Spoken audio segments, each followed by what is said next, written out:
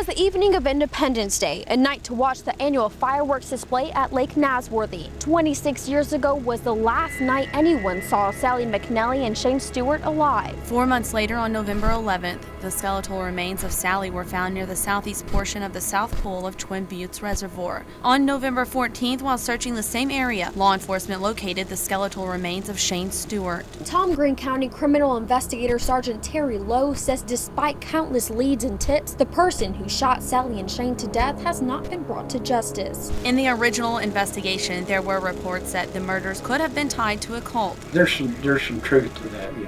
Is that something y'all are still looking at as a possible lead? Yes. In the mid to late 80s, parents around the country started getting a little bit obsessed with the notion that their kids might be involved in satanic cults. There was some fairly significant cult activity going on at the time that Shane and Sally disappeared. Shane was a very lively, energetic kid. She told me that the kids were mixed up in Satan worship. And she said that a group of kids had been at her house one night and said they had a demon in a bottle. Sally began to attend ritualistic parties on a regular basis. Sally went into a trance. Sally, are you all right? And it really scared me. If God chooses to forgive them, that's between them and God. It's not in my heart, and I doubt it ever will be. Law enforcement officers found the body of a 48-year-old San Angelo man last seen near his home in January in a wooded area today. Texas Parks and Wildlife Department is still searching for a man who they believe drowned at Twin Buttes Reservoir Sunday. The identity of the man whose body was discovered at the Twin Buttes Reservoir is still unknown. Today, the authorities named him White Sox. Another body was found today at the Twin Buttes Reservoir. Somebody here knows the answer. It was an up-close and personal crime. Somebody had to look in the eye when they were killed. That person's still running around.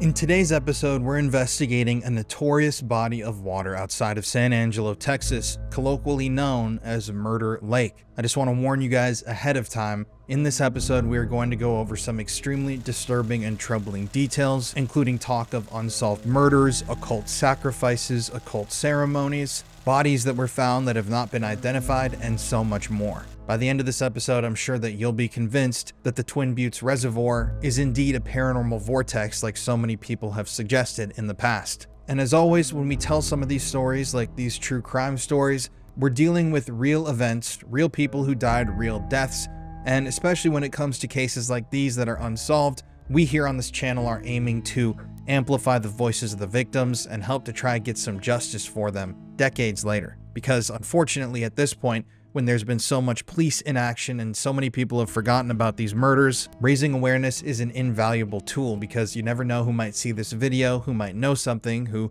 might decide to give the local police department a call and forever change history. But anyways, before we get into the talk of murder and mayhem, we have to discuss exactly what the Twin Buttes Reservoir is. Located approximately 6 miles southwest of San Angelo, Texas, Twin Buttes Reservoir is a vital artificial lake that has served the region since its completion in 1963. Designed for flood control, irrigation, water conservation, and as a primary drinking water source for San Angelo and the surrounding communities in Tom Green County, the reservoir also offers recreational opportunities like fishing, boating, and swimming. However, its serene waters and remote shores have been marred by a series of tragic incidents, including unsolved murders, unidentified remains, and accidental drownings. Before we investigate the lake ourselves, I'm going to give you a detailed analysis of the reservoir's history, the grim events associated with it, and explore the accounts of rumored paranormal activity, hopefully in turn shedding light on a place that is both a community lifeline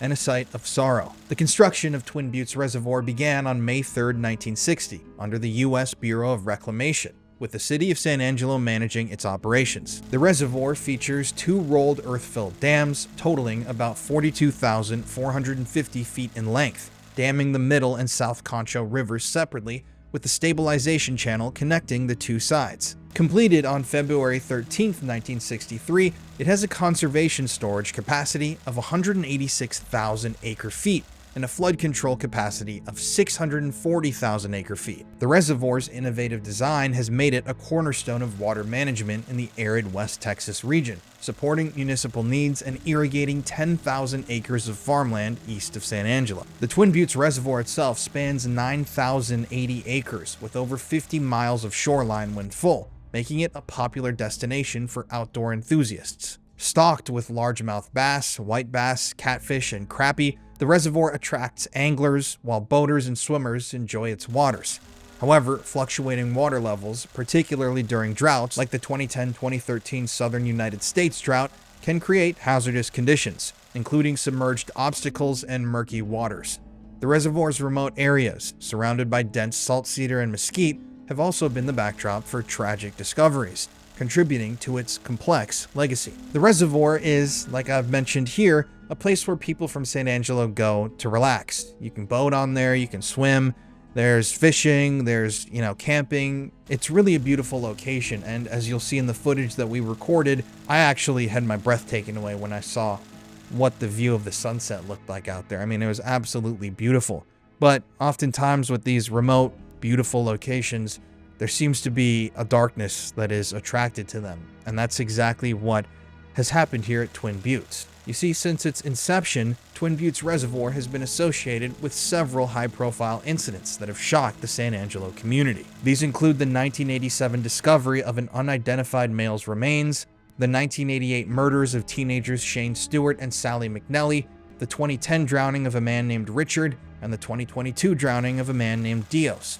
There was also the discovery of a man named David's body that happened there in 2023, and it seems like the incidents at this reservoir are never going to slow down. So first, let's talk about the year 1987 and the discovery of the Twin Buttes Reservoir John Doe. Essentially, he's been nicknamed White Sox. On November 15th, 1987, two boys fishing near the north shore of Twin Buttes Reservoir made a chilling discovery.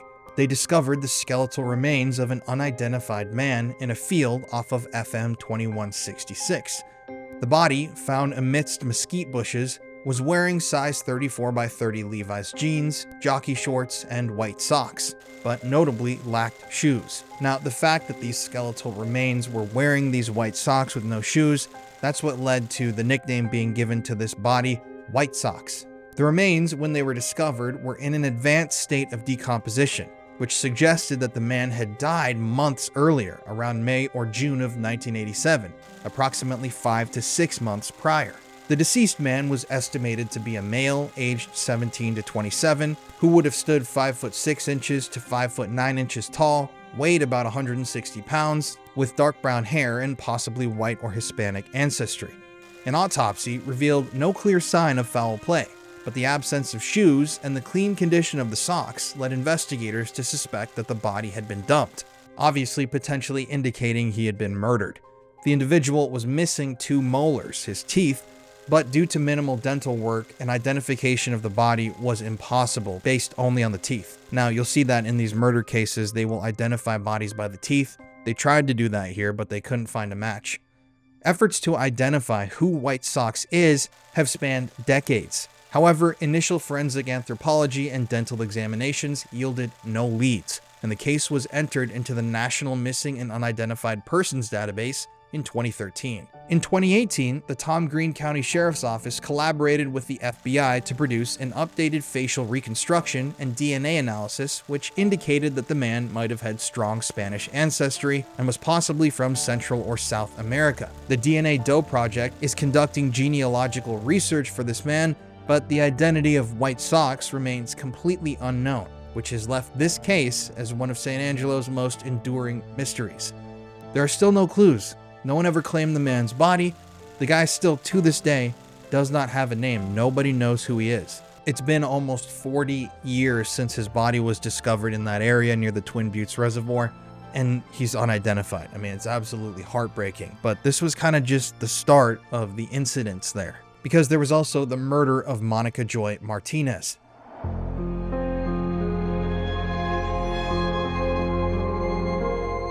In November of 2008, deer hunters stumbled upon human remains on the south shore of the North Pool of Twin Buttes Reservoir, southwest of San Angelo, bringing a 16-year-long search for a woman named Monica Joy Martinez to a close. Monica, an 18-year-old San Angelo resident, had been reported missing over a decade earlier on April 1st, 1992.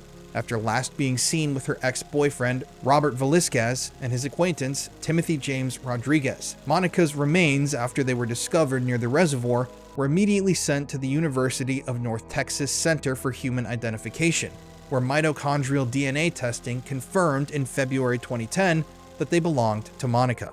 Authorities revealed that Monica had been killed near the O.C. Fisher Reservoir, which is right in that Twin Buttes area, and her body was moved a day later to Twin Buttes, likely to conceal the crime. And she had been left there for years, undiscovered, waiting to be found. The discovery provided closure to Monica's family, but the police withheld specific details of her death to respect the family's privacy. Monica's murder was a brutal and tragic event that unfolded on the night of April 1st, 1992. According to police reports, Velasquez and Rodriguez, under the influence of narcotics, picked up Monica under the pretense of taking her to a party. But instead of taking Monica to the party, they beat her, they tortured her, and they eventually drowned her somewhere near the O.C. Fisher Reservoir right next to Twin Buttes. A letter that Monica had written to her boyfriend in Dallas, discovered unmailed by her mother, helped investigators pinpoint the exact date of her death. A Crime Stoppers tip eventually led the police to Velasquez, who was stationed with the military in Fort Collins, Colorado, and Rodriguez, his buddy, who was involved in local drug dealing. During interviews, both men confessed to the murder and provided directions for the authorities to where they had disposed of her body. But despite an extensive search involving draining a 5-acre lagoon at Twin Buttes and combining 15 acres of land, Monica's remains weren't discovered until 2008,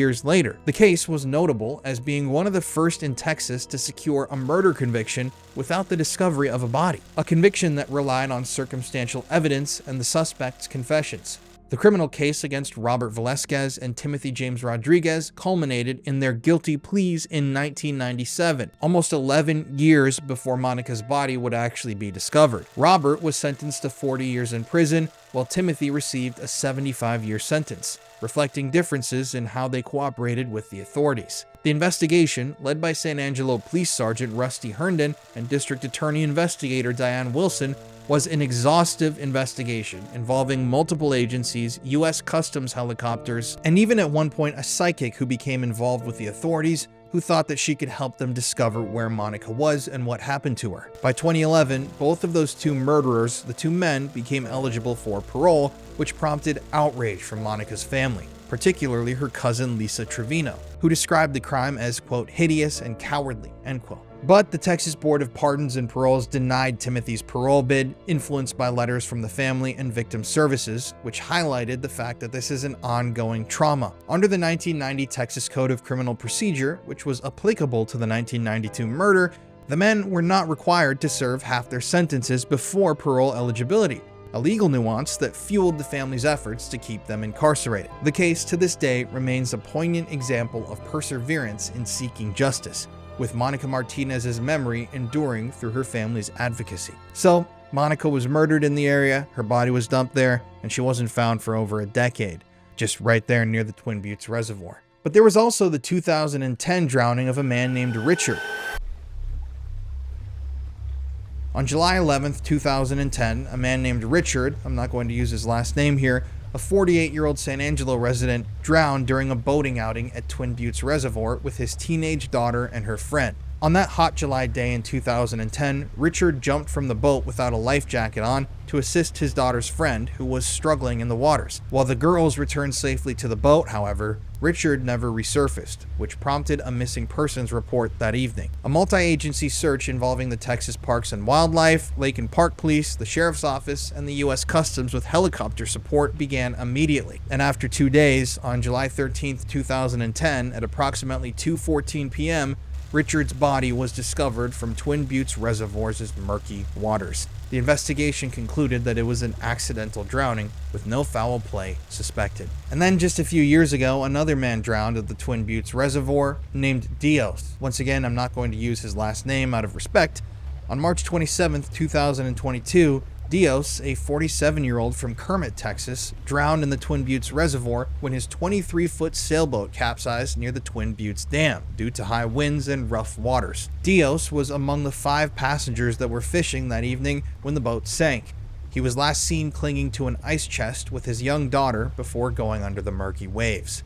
The Texas Park and Wildlife Department, along with other agencies, launched a search immediately and located a target via sonar on March 29, 2022. Weather delays postponed the recovery of the body, but on March 31, 2022, Dios's body was retrieved near the reservoir's cage structure. The incident was ruled once again an accidental drowning, which emphasized the risks of boating in adverse weather conditions. A lot of people were angry at that point and angry with the community for not trying to protect their own more and not issuing stronger warnings and trying to prevent these sorts of things from happening. But with a reservoir or a lake or any body of water, there are a certain amount of tragedies that are almost guaranteed, things that are going to happen, unfortunately. Because once again, a year later, there was another body discovered near the Twin Buttes Reservoir, just in 2023, the body of a man named David. In June of 2023, the body of David Hyvarinen, a 48-year-old San Angelo resident, was discovered in a heavily wooded area near the Twin Buttes Reservoir, concluding a months-long search initiated after David was reported missing on May 18, 2023. David was last seen on or about January 16, 2023, near his motorhome at the Hewling Mobile Home Park located at 2375 Fisherman's Road in San Angelo. Described as a white male, 5'11", weighing approximately 175 pounds, David used a prosthetic leg and suffered from underlying medical conditions, which raised concerns for his well-being. The search, which began on June 22, 2023, involved multiple agencies, including the Tom Green County Sheriff's Office, the FBI, Homeland Security, and more, with cadaver dogs tagging along and advancing the effort. On the second day of the search, at approximately 7:58 p.m. on June 23, 2023, David's body was located after an article of his clothing was found the previous day, which brought closure to his family and the community. The Tom Green County Sheriff's Office stated that investigators do not suspect foul play in David's death, suggesting that his passing may have been related to his medical conditions or other natural causes. It's interesting though, no specific cause of death has ever been publicly disclosed in any of the available reports that I could find, and the focus remained on the recovery effort rather than a criminal investigation. The absence of suspected foul play indicates to me that no criminal case was opened following the discovery, as the circumstances seemingly pointed to a non-suspicious incident. The challenging terrain of that specific search area actually, which has been described as a large, heavily wooded region, likely complicated earlier efforts to find David, and his medical vulnerabilities may have contributed to his inability to seek help. David, though, it's interesting, was missing for 4 months, according to the information that I could find online, before a missing persons report was filed about him, and so obviously it took a lot longer to actually get the authorities out to recover him and discover what had happened to him. And I don't know, I think that that's just... Obviously, David's family was incredibly thankful that his body had been recovered, but it really goes to show that some of those areas can be extremely dangerous in certain conditions, whether it's the extreme heat in the summer, animals or insects that are out in these areas, or just other factors in the environment that can hurt human beings.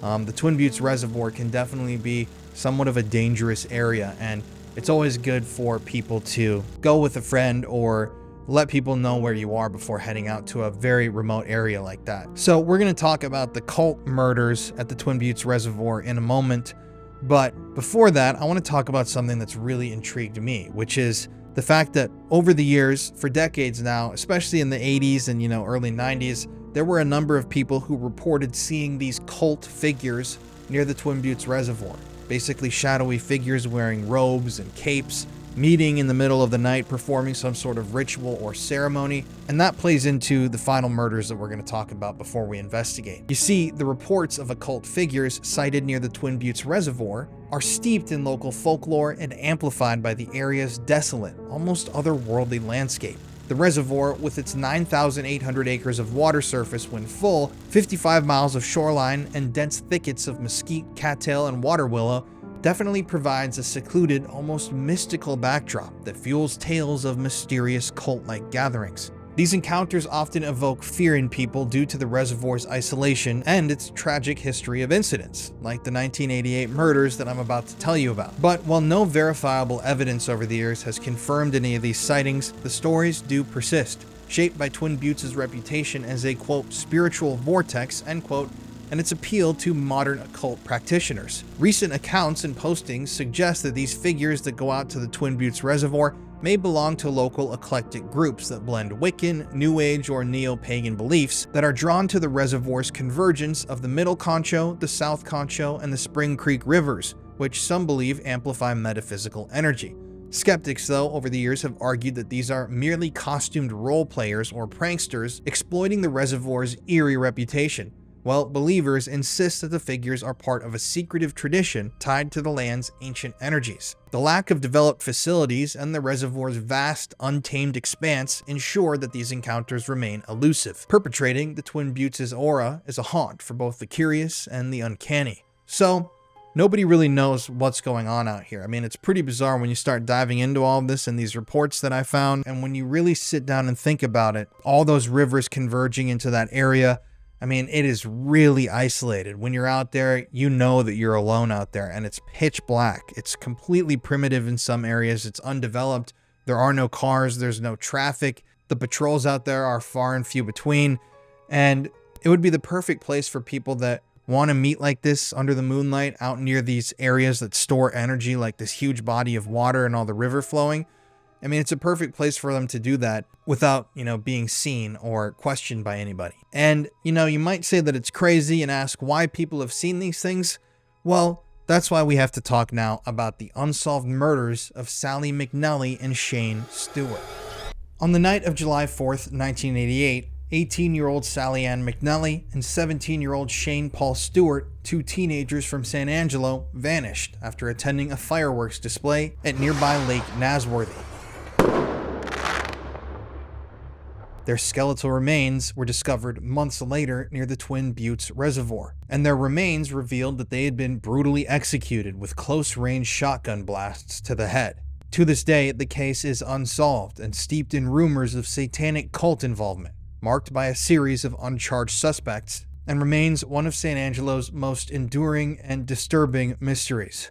Sally and Shane's relationship, marked by a prolonged breakup before they reunited in the summer of 1988, set the stage for the tragic events of July 4th. That night, the evening began festively as Sally and Shane joined some other locals at Lake Nasworthy nearby to watch the annual Independence Day fireworks show. That evening, Shane promised his father, Marshall Stewart, that he would be home by 11 o'clock p.m. But after the show, the couple drove off in Shane's burnt orange car showed that Sally and Shane had purchased food at 11:40 p.m., suggesting a casual stop before they headed out to O.C. Fisher Lake, about 6 miles away.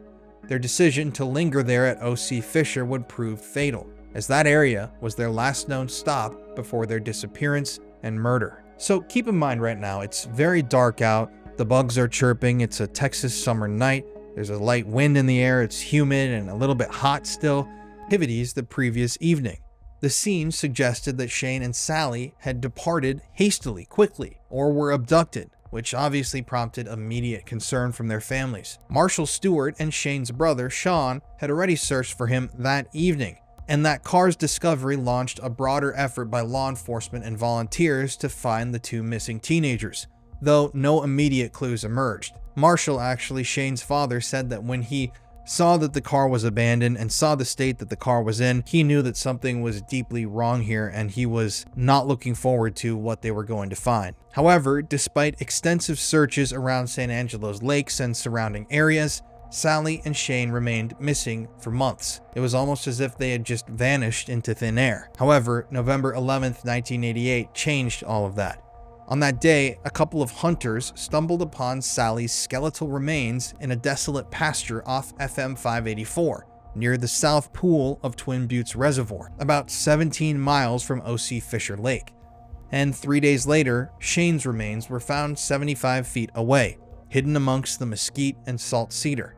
Autopsies confirmed that both of the teenagers had been killed by close-range shotgun blasts to the head, the force shattering their skulls and leaving little doubt of a murder. The advanced decomposition on their bodies also indicated that Shane and Sally had been killed soon after they disappeared, with their bodies left to decay in the remote terrain near the Twin Buttes Reservoir. So, at this point, nobody knows what happened to Shane and Sally.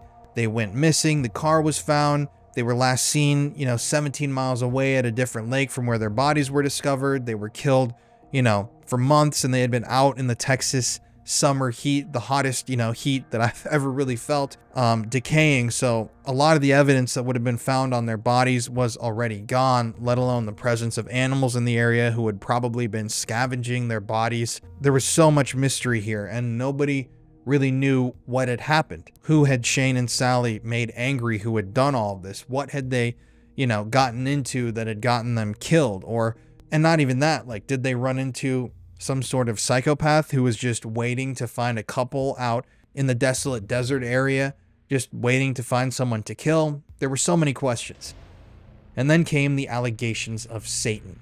Like I said, Shane and Sally were typical high school students in San Angelo, Texas when they began their relationship in 1987. But by early 1988, both of them had reportedly started participating in a local satanic cult, a development that alarmed both of their families. Now, to this day, nobody really knows exactly when Shane and Sally might have gotten involved with this group of people. They don't know exactly who this group of people was. They don't know what this group of people was doing. But, a lot of people will say that this satanic cult element is not involved in the murders. It's not related. But I definitely 1000% think that it is, obviously. And there are so many family members of Shane and Sally's that to this day believe that the police basically let a lot of these people go. They didn't take it as seriously as they should have back then because it just seemed so far-fetched. But there are tons of friends and family members of Shane and Sally's, even on the old Unsolved Mysteries episode, talking, on camera about what the two of them had been doing. And they saw them at these parties. They saw some of the people at these parties. It's pretty bizarre. Sources suggest that maybe Sally's friend got her into this group, or Shane's friend got the both of them into this group. But regardless, the group itself included individuals who frequently engaged in occult practices. Sally, particularly, according to friends and family, had an interest in the Ouija board, and Shane himself had an affinity for heavy metal music. People have stated that those were possible gateways into this occult group, though a family friend, Michael Heath, later suggested that Sally's Ouija board use was likely recreational and just for fun. Nevertheless, though, at some point after getting involved in this group and meeting these people, Sally and Shane's involvement allegedly escalated, which led to noticeable behavioral changes and secretive activities that the two were doing that set the stage for concern. Family and friends themselves have provided compelling accounts of Shane and Sally's cult involvement, highlighting significant behavioral shifts. For example, Sally's mother, a woman named Pat Wade, started to become alarmed when Sally began sneaking out of the house late at night. When Pat waited for Sally and waited for her to come back into the house, she confronted her and asked, "Where'd you go? What were you doing?" But Sally was evasive, and according to her mother, she refused to tell her where she was going. But she could tell, according to her, that it was nowhere good. Pat, Sally's mother's inquiries later led her to a friend's parent, who confirmed that Sally and Shane might be involved in a satanic cult. This other parent in the local community had heard rumors that these kids were meeting and doing these things, sacrificing animals, doing sorts of spirit conjuring ceremonies, all of these occult practices. And word was going around pretty quickly. Marshall Stewart and Pat Wade discovered that their children were engaged in activities which many believed were linked to a... Sally was reportedly attending ritualistic parties on the regular, as noted in the episode of Unsolved Mysteries about this case. In one particularly disturbing incident, Sally's friend, Helen, who was actually interviewed by Unsolved Mysteries, claimed that she accompanied her to one such occult gathering. So Sally invited her friend Helen, said, "Come on, you gotta see what we're doing here and you gotta experience this." And Helen had no idea what she was getting into. And this is pretty eerie. So according to Helen, she witnessed Sally entered a trance-like state during a ritual that the group was performing. She said that Sally became almost possessed by some sort of a spirit, and the experience was so deeply unsettling that Helen left the party, left the group. She was completely disturbed by what she had seen. Apparently, Sally had been the center of this ritual that evening and had been taken over by some sort of energy. Half of me said, Sally's pulling a stunt, just ignore it. And half of me said, well, maybe they're kind of having fun. Similarly, Shane's father, Marshall Stewart, observed a change in his son's demeanor. Now, before all of this and before his involvement in this cult, he began fighting other teenagers, getting into battles and brawls, including one incident where he was thrown into a river during a physical fight. So I gave Shane a hug, told him that I loved him, take care of himself and don't get in a bind. And he said no problem. He said he'd see me later and left the house. And that was the last time I saw him alive. One of the youths he talked to was allegedly involved in the cult. Hi, I'm Shane's dad. Do you remember me? Shane told me if he and his friend ever got together, there was going to be bad trouble. He said, we're enemies. We hate each other. If there's ever a confrontation, he said, there's really going to be a fight. And I walked away from the door, convinced he had confronted Shane somewhere and there had been a fight, and he just wasn't telling me the truth. I felt like Shane and Sally had gone to the lake and were probably sitting out there on the table listening to music and been approached by probably some of their friends or enemies. These testimonies, corroborated across multiple sources, provide pretty strong anecdotal evidence that the teens were indeed involved in occult activities. I've seen lots of people write up things about this case saying, oh, Sally and Shane, the occult thing had nothing to do with it, and, you know, it was the Satanic Panic. And yeah, I agree that the Satanic Panic was a thing, but I feel like the Satanic Panic was also used to, you know, make you unable to question if any of these things happened in the first place. I don't know why. Well, I mean, I do know why, based on some stories that I've deeply researched over the last year or so, but it was kind of like if you thought that there was something with a cult and they were doing this and that, bad things, if you thought that it had anything to do with Satan at that point in time, it was like, you're crazy, and you know those are all lies, and they're just blowing this up and making it seem false. And yet there are certain cases, you know, there was another case in Texas that I covered on my show, The Conspiracy Files, with some, you know, family members that were involved in a satanic cult. This entire thing, so many stories of trafficking that was involved with, you know, Satan. We can save that for later, and we can talk about that another time. But this was a case where I really do think that they should have taken this more seriously, because lots of people saw them, you know, changing their behavior. People actually went to these gatherings with them. They had known social connections with some of these people that were involved in this stuff. So yeah, it seems pretty likely that the cult was involved in their deaths, quite obviously. And that's without even talking about the gun. You see, a critical piece of evidence emerged in March of 1988 when Shane and Sally turned over a gun to the San Angelo police, specifically to a Deputy Larry Counts. Now, Sally and Shane, when they brought this gun to the police, were a little bit afraid. They were on edge. It seemed like they knew that what they were doing could get them in a lot of trouble with the wrong people. Sally and Shane claimed that the gun was given to them by a cult member who stated that it had been used in a murder robbery. The gun, after being examined by the authorities, was confirmed to have been stolen. So the police looked at the gun, they said, yeah, this is actually a stolen gun. Where'd you get this? They said, this guy that's in the cult with us claimed that he robbed and murdered someone with it, and he gave it to us for some unknown reason. Please take it and investigate it. This incident, though, is significant because it demonstrates that Sally and Shane were in this cult. This is a confirmed thing that happened. They said that someone in the cult or group, whatever you want to call it, they said that someone in that group had given them that murder weapon, and they were going to the police because they were afraid. And it shows that the cult itself was allegedly involved in crimes. Like, this is just one crime that they're telling the police about, a robbery and murder. But it's like, what else were these people doing if they did exist in this capacity? What other crimes were they committing and not getting caught for? And obviously, Sally and Shane giving the gun to police suggests that they may have been getting uneasy about their involvement, or were seeking to leave the group because the group was becoming more dangerous. You call Pat and say, Pat, Sally's in trouble, there's something wrong. I mean, I didn't think anything about it. Further evidence of Shane and Sally's cult involvement comes from witness accounts and law enforcement records. Like I said, on July 4th, 1988, the night that Shane and Sally disappeared, witness Randall Littlefield saw Shane and Sally arguing with two men at O.C. Fisher Lake. Littlefield heard Sally shouting out, "No, I won't do it again." And he also said that he heard her say she was leaving him, that she would have nothing to do with him. which, according to him and the authorities, indicated that Sally was trying to leave the cult. This statement, reported in 1989, suggests internal conflicts within that cult, which possibly and more than likely contributed to Sally and Shane's tragic fate.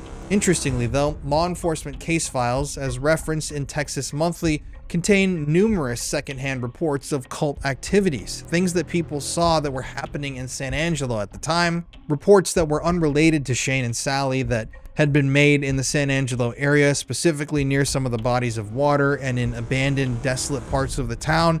People had come across the remnants of animal sacrifices in law enforcement case files and reports that the cult members were attempting to summon vampires and communicate with the dead. Specifically, a number of these files and reports from witnesses claim that the designated ritual sites for this specific cult were and it's interesting. So you have these two teenagers that are brutally murdered out of nowhere for no reason, left for dead. There's still no conviction. It's, unsolved to this day. And you have that happen, and all of their friends and family are saying that they're in a cult. And at the same time, in the same time period, during the same years and months, there are tons of locals in San Angelo calling into the authorities, making police reports, and being interviewed by authorities, claiming that they know of a cult that exists there. They know that they're trying to summon vampires and talk to the dead. They're talking about animal sacrifices, finding these stone circles, coming across these ritual sites and, burnt out embers and everything, talking about family members or friends that they know are involved in these things. And yet they officially, to this day, really have never connected the two of them. I mean, it's really bizarre. Additionally, early investigative theories posited that Sally's desire to leave the cult may have led to retaliatory violence, a hypothesis that was supported by Littlefield, that fisherman's testimony, and explored deeply in the Unsolved Mysteries episode. Marshall Stewart, Shane's father, his personal investigation further bolsters this case. After learning from friends that Shane and Sally were trying and documenting pentagrams and vandalism that occurred at local lakes, which he believed were linked to cult activities. Marshall went really deep into all of this. He talked to friends, he talked to locals, and he believes fully that he, was on track to expose this satanic cult. He believes that, according to, the interviews that I read with him and what he's talked about, that this cult was real and that there's nothing that they wouldn't have done, if that makes sense, to protect themselves. And it just goes to show that there was a satanic cult that was practicing these, darker magics in San Angelo at that same time period. There's overwhelming evidence here that this thing was in operation, that these people were meeting to do these things. Even these reports that, I've looked over that talk about people seeing these cult things, but not linking it to the Shane and Sally murder. It's crazy. So there's a lot here, and I could go into it even deeper, but we got to just keep going here.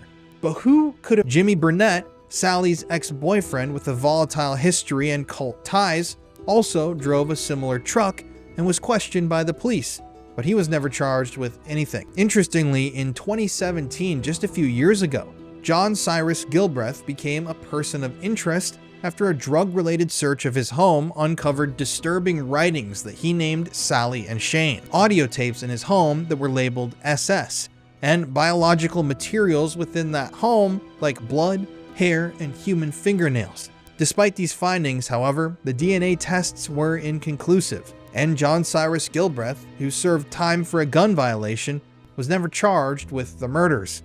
People thought that was a really big thing. So this guy was a career criminal. He's got a pretty lengthy rap sheet. He's basically arrested on some gun charges, and when they search this guy's apartment, they find these disturbing things, basically like cult-like materials, human DNA, blood and hair and fingernails, and tapes talking about Shane and Sally, and writings, disturbed writings. They thought that this was a gold mine, but it just never panned out. And to this day, the case of Sally and Shane remains unsolved, with the family members of both holding annual memorials and the Texas Rangers seeking new leads in the case to this day. But there have been some really bizarre things that happened with the police department in this case that have led some people to think that there was some sort of police involvement in their murders or police involvement in the cover-up. For example, I have to talk about for a second the .25 caliber Raven auto pistol that was handed over to the authorities by Sally and Shane. Now remember, I told you that Deputy Larry Counts was the man who actually received that pistol from Sally and Shane. They told him this is linked to a theft and a murder. Allegedly, it was linked to a 1984 theft from an army surplus store. That's something that people have talked about. I've never really seen that confirmed, but I might be wrong there. And so we got to follow the chain of custody here. So Larry Counts, that deputy, allegedly took that pistol and gave it to a man named Larry Massey at the local police department. Now, Larry Massey, according to the records, worked at the San Angelo Police Department, and he was supposed to be the one that was going to trace the gun and discover what it was linked to or who might have owned it, if it was used in a murder and whatnot. But the gun disappeared. How bizarre is that? The gun vanished, and it's never been seen to this very day. That disappeared in the 80s, and it was a crucial piece of this investigation that went missing from the evidence room. No records of the gun being received in that actual department exist to this day, and weirdly enough, Larry Massey has talked and said that he has no recollection of ever receiving the gun, which is weird, because it was said that he was given the gun by Deputy Larry Counts, and yet he claims that he was never given the gun. And the gun disappeared, but the gun's in the records that it did exist at the time. So that's just, really strange. So Deputy Larry Counts, the guy who was given the gun by Sally and Shane, he had his own suspicions, and he was one of the early investigators attached to this case. Larry suspected that San Angelo Police Department officer Randy Swick was involved in the murder, partly because of some police-style handcuffs suggesting that law enforcement officers may have been involved. Now, one of Larry Counts' initial reports actually named 3 San Angelo police officers whose identities were never disclosed, and in that report, he even expressed fear for his own safety and indicated that he feared that there was a deep corruption at the police department. He thought that those 3 officers may have been involved in the crime or the cult itself. Interestingly though, that officer who Larry Counts said may have been involved in that initial report, Randy Swick, years later would go on to just randomly discover Sally's ID, her driver's license, in the police department. Her driver's license came out of nowhere. It had never been logged. It was never found. It was never an official piece of evidence. But years after the murders, that same officer who was accused of being involved suddenly discovered the driver's license and brought it up and said, what's this doing here in the police station? So people have said that that could show that the law enforcement was extremely negligent with how they handled evidence, or it could show that there was somebody involved who was trying to push somebody in a certain direction or get the guilt off of them. I don't know. It's really strange though. The connections there are weird. There's also a 1986 assault that happened in San Angelo that had some really weird parallels to Sally and Shane's murders. It's reported that his attackers used police-styled handcuffs and demonstrated some sort of procedural knowledge. The people who assaulted him and handcuffed him acted like cops, basically. And he said that they collected cigarette butts in a Crown Royal bag, which suggested to him that they may have been law enforcement officers. There have been people that have said that, yeah, the police seem like they have been involved. There's actually a podcast about this murder that talks about how there's a definite potential that the law enforcement officers from San Angelo could have been involved in this murder because of the connections to the Chris Cherry. There's a lot of connections between that crime and Sally and Shane's murders, but this is all just speculation. I should note too also Randy Swick, that guy who was initially accused, who found the driver's license mysteriously years later, a psychic early on in the investigation approached the police and claimed that he was involved. So that's just another weird thing, a psychic kind of coming out of the blue and saying, yeah, this guy I feel like had some sort of involvement in this crime. And there were so many, things that the police did wrong with this investigation. For example, remember how they found Shane's Camaro out by the O.C. Fisher Lake? Well, instead of, analyzing it immediately, looking for evidence and really meticulously combing through the crime scene, they allowed Marshall, Shane's father, to drive the car out of the area, which, potentially could have destroyed any evidence that may have been found in, on, or around the vehicle. And there's also something really interesting that happened in the year 2010. So in 2010, someone was looking through one of the shred boxes from a document shredder at the San Angelo Police Department, and they discovered that somebody, they don't know who was doing it, somebody had gone through and was shredding records related to the Shane and Sally murder case.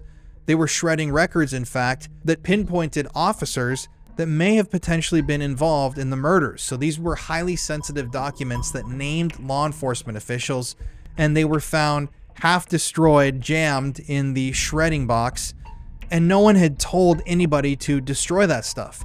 So somebody in the police department had actually gone through 30 plus years later, looked through all the old records and decided, yeah, this needs to be forgotten. So they had taken those documents and had attempted to shred them.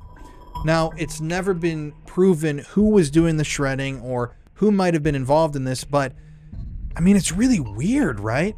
Like the missing gun, the potential law enforcement involvement, the handcuffs, there's all these weird circumstantial things, and then somebody 30 years later going in, some sort of a phantom cop trying to destroy those records. I mean, partnered with the extremely sloppy police work that was done here and the way that these crime scenes were handled, the suspects that were never really investigated or followed up on, they kind of would just look into these people for a brief moment and then clear them as soon as something remotely clearable came up.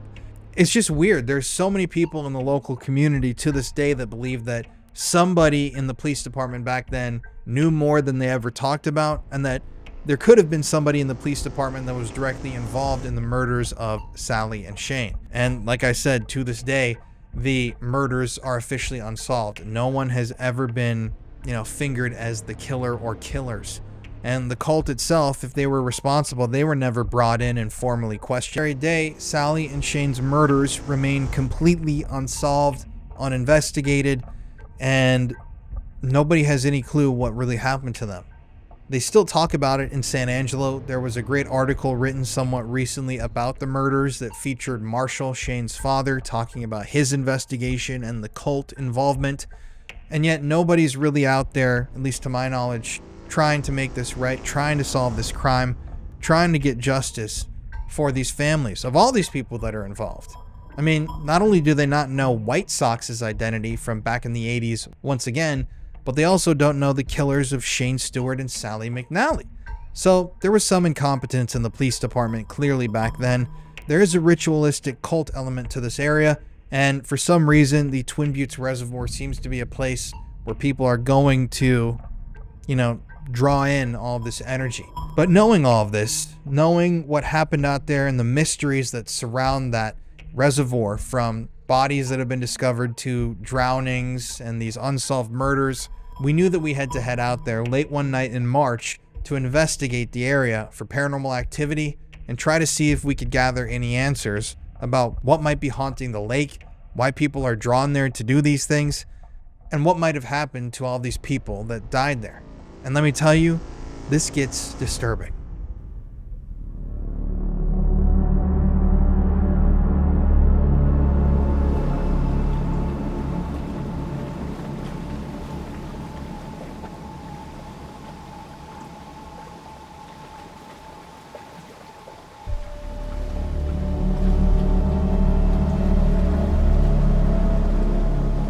So we're here right now, right next to the Twin Buttes Reservoir. And I have to say, it is an absolutely perfect evening out here in western Texas. The sun, as you can see, is magnificently setting behind us with that pastel-colored grouping of clouds. It looks beautiful and it's so serene. If you just listen for a second.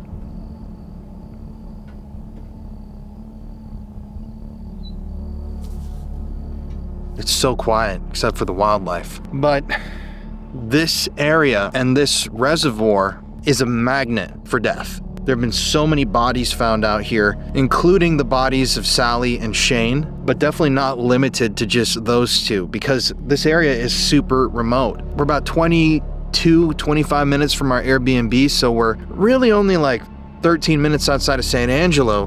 But when you come out here, it's like you're alone, especially if you were to come super late at night. There aren't gates that are stopping people from coming in. So if you were going to go dispose of someone, this is like a perfect location, especially because you could right here drive on down to the sandy areas down there, get out and dispose of something. It's just always so weird how a place that looks so beautiful during the day can morph into a nightmarish hellscape once the sun sets. Until that's all the way down, we're just gonna wait. All right, there it is. There's a blood moon tonight. That's supposed to come out at like 1:30. So Murder Lake on a blood moon. That's supposed to be satanic. Very on brand.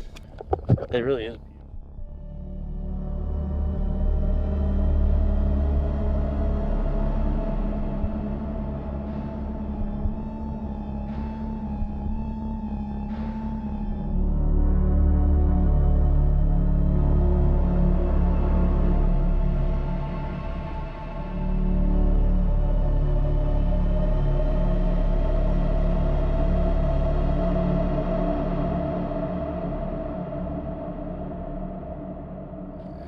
Someone over there.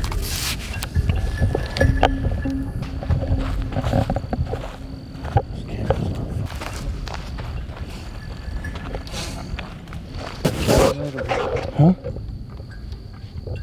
What?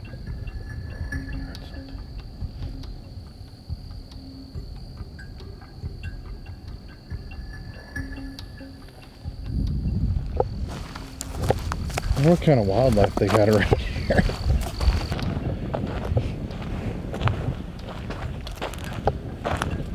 What the f?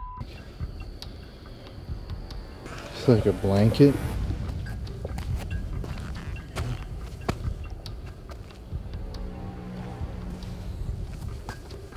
It's pretty heavy.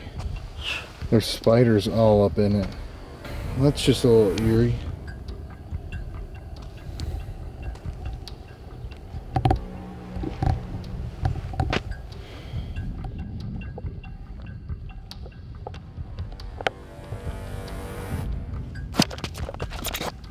Old bottle.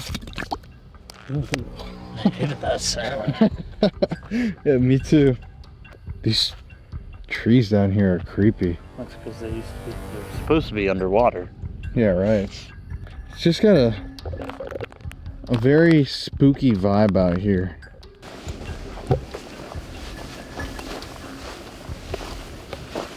What is this? Old beer can? Old glass. A comb? You know, it's interesting with all the shit that's like washing up. How about we set up like right here?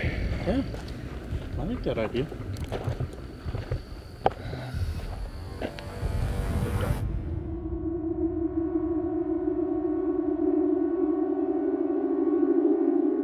All right, guys, so right now we're out at the Twin Buttes Reservoir. We've walked kind of, I mean, I don't know this area, so I don't really know how to describe where we're at, but Down by the water. Yeah, we're just down on the shoreline right here with a lot of just creepy trees and stuff. What's interesting is that this reservoir right now is actually very low, so there's a lot of stuff on this beach that's washing up. I'm kind of shocked that there hasn't been a body or anything.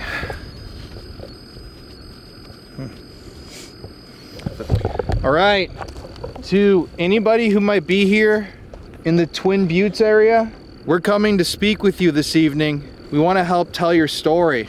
Especially, there's one young man whose body was found out here whose nickname is White Socks. And we'd love to find out more about him so that we can help his family.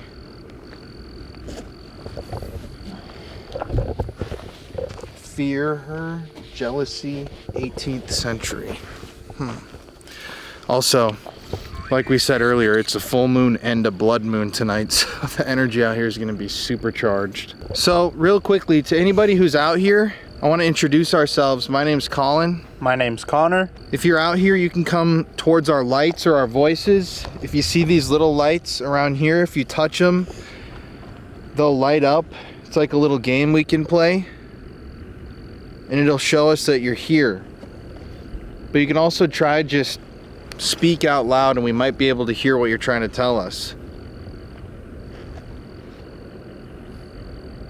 It's creepy hearing those splashing noises coming from the water. Yes.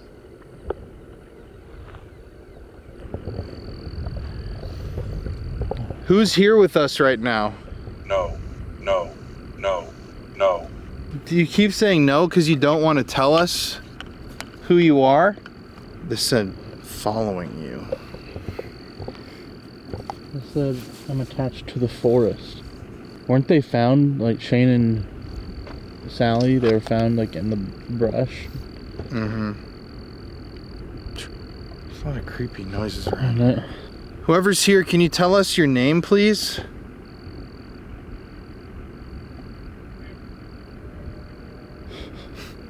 A scary duck. I know.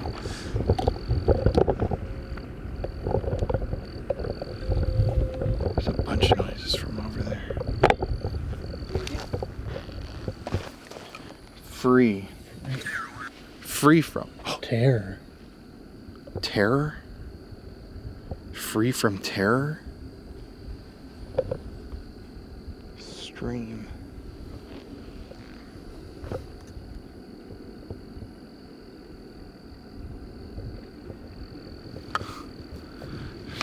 Creepy noises behind you. Right. So, all the allegations that there was a satanic cult in San Angelo that played a part in the deaths of Sally and Shane, is that true, yes or no? That cult was real?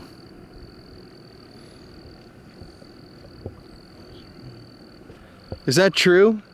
Was there a satanic cult? Yes. Fear. So they enjoyed fear? Like causing people to be afraid? How many members of this cult were there? Can you tell us?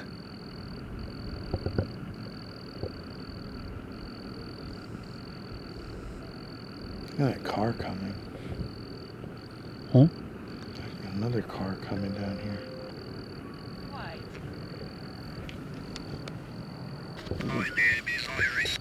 My name is Iris? Yeah.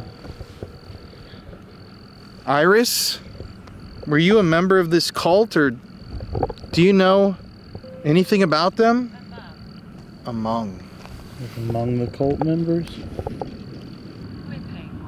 Whipping? Whipping.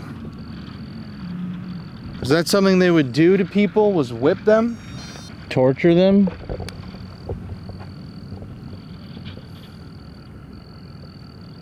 Tax. Spoken out, you'd be whipped? Like taxed? Is that true? If you spoke out about this cult, they'd abuse you? Maybe you were scared to talk about them? Security.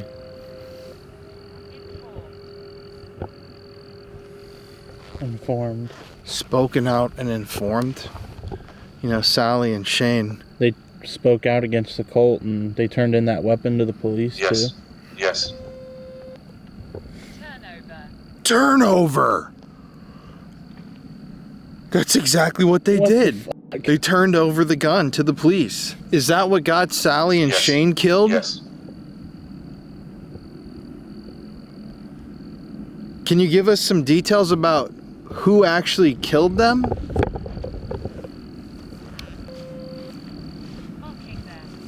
Mocking them? No. And it can't give us details? Why can't you give us details?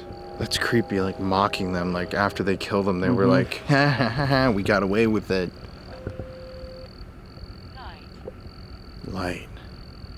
You can't tell us because it's too bright? We could turn the light off, could be kind of cool. It's so bright with the moon. You want to try? Children. Children obstruction? Damn it, that's kind of crazy. It's like, it's really light.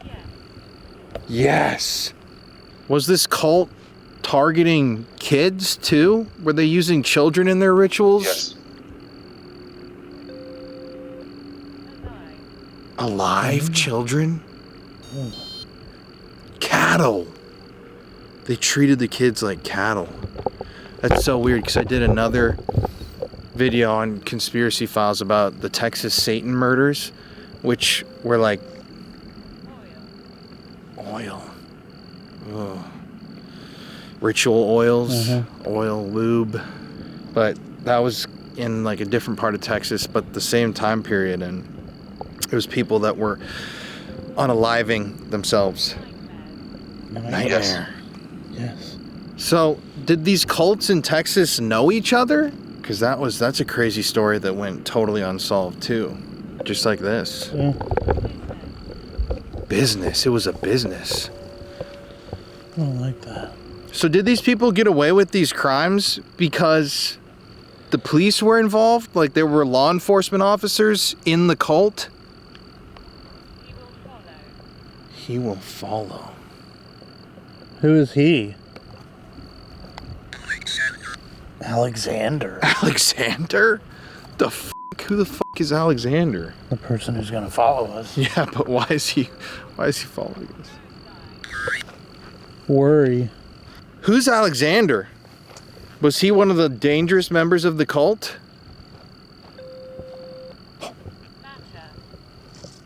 What did it say? Matter. He mattered? This is like very creepily like accurate. I know. What if they killed someone else out here and they've just never been found? Alexander, maybe. I see them. Maybe it was like someone who was out here who was like dead already, who saw this stuff happening. Well, I mean, there was one person who like saw them right before they died, like at the lake. Yeah. Hunter. Hunter, I was guilty, family name. So he was a hunter, guilty of some sort of a crime. Maybe his last name was Alexander? Yeah. Is that true? Hunter. Or Hunter Alexander. Alexander, can you tell us what you were guilty of? Pam. Decompose. And Pan? Pam. Oh, Pam decompose? Is there someone named Pam's body out here? Leaded. Alexander, did you hunt and kill Pam? This is freaky. They're right.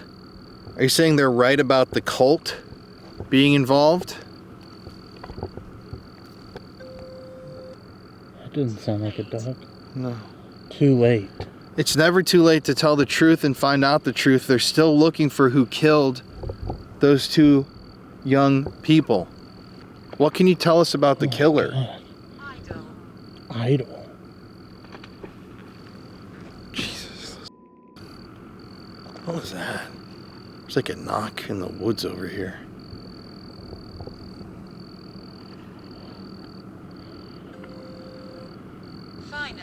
Finally. Someone's out here asking. I haven't seen any videos of anyone ghost hunting up here. No. Are you happy that we came to help you tell this story? You're not safe. Why aren't we safe right now? Are there still members of that satanic cult living in San Angelo? Yes or no? Television. Yes. Yes.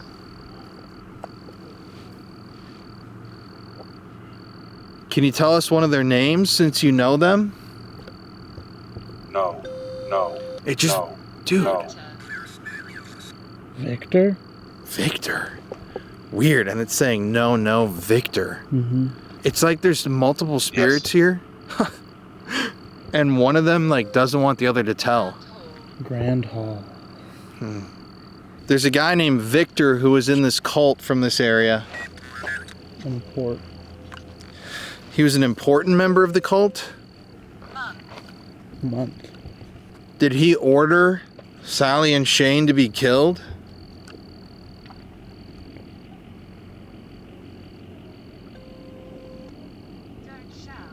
Don't shout. Don't worry. Are you hearing whispering over there? Wait, turn that off for a second. They hear you?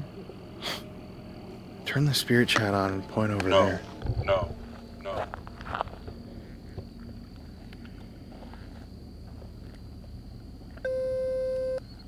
John.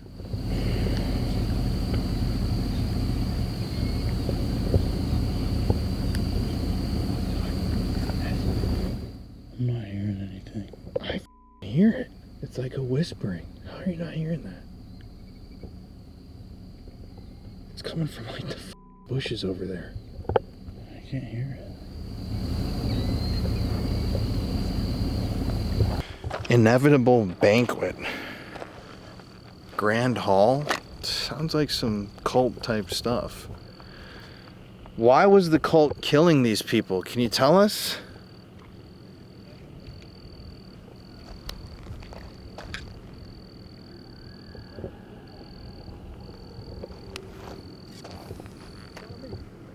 Prisoner.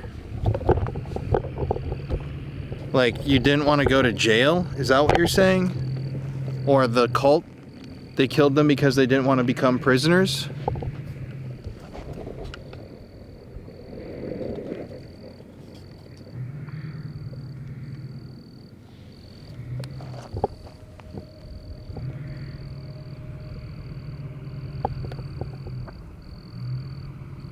The REM pods and everything's so quiet. What do you mean by that? They didn't want to be... So they killed them to stop them from talking. What? Do you know at all what Sally and Shane did? Those are some big fish. I know. Or what they took part in? Birds at night. It's a sign of the devil. It's crazy how bright out it is. Like it's like you can see like very clearly. I keep feeling like I see like people walking over there. I don't know, something about over there is very creepy, man.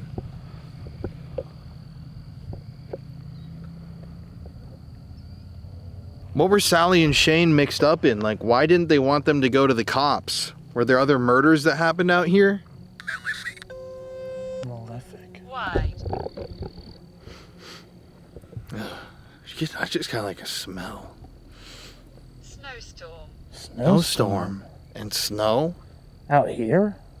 Do their deaths have something to do with the snowstorm? Because you said snow and snowstorm. God, there's weird vibes out here, man. What's the deal with the snowstorm? Oh my God, those animals. Hate crime. Hate crime? Did they sacrifice somebody? Or like murder a Christian? Payment. Recognize. I mean, that's what they were talking about on the phone, like right before he went missing, was a payment to the cult. But why? Question. Satan.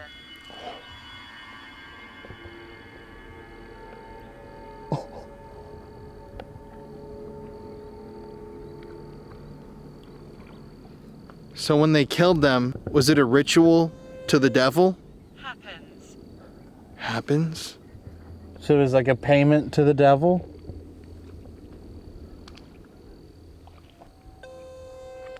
A gallery. I feel like I heard a man. Like, where? Like out that way. Dude, how bright is it? It I just know. like got so much brighter.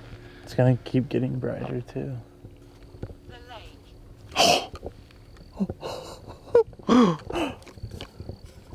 Look at that moon.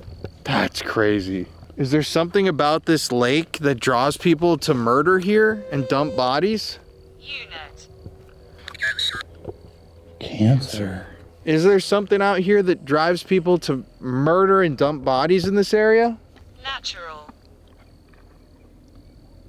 It literally looks like daytime, I know. dude. And it's that's the full moon right there, guys. With this camera, it looks like we're out here in the middle of the day.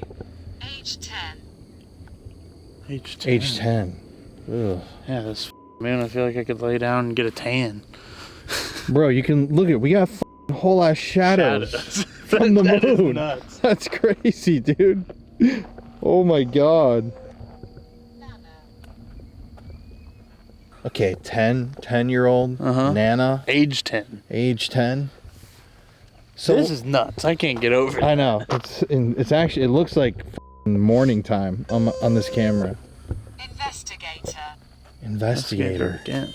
No questions. There's like someone who's like telling us truth, and then it seems like another cult member who's, or like trying to like scare us into not talking.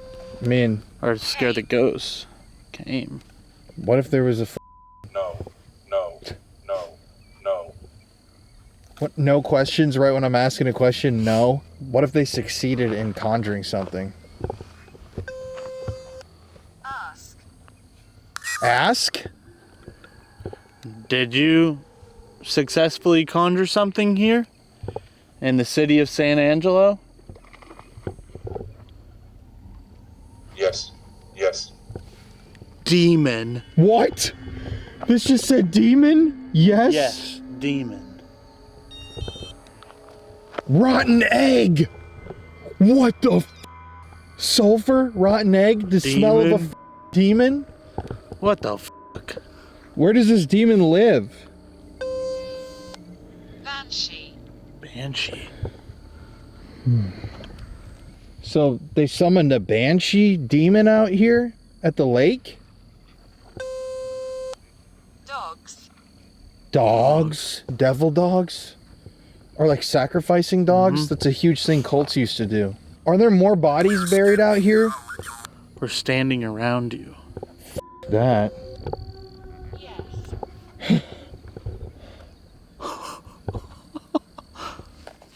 What the fuck? So are there more bodies buried out here from the cult?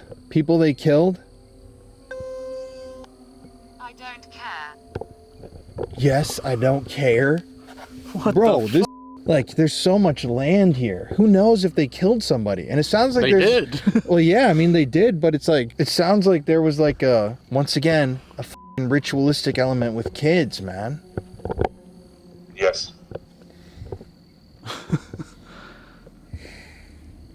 Can you give us the name other than Victor? Vaccine.